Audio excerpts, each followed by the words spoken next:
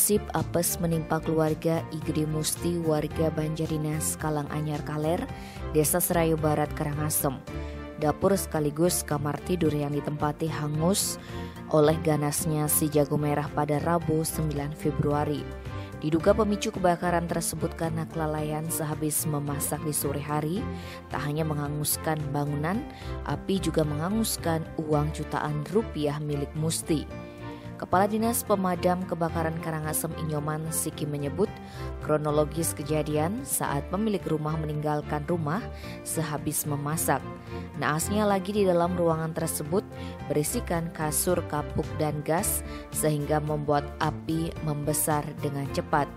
Beruntung api tak menyebar ke bangunan yang lain.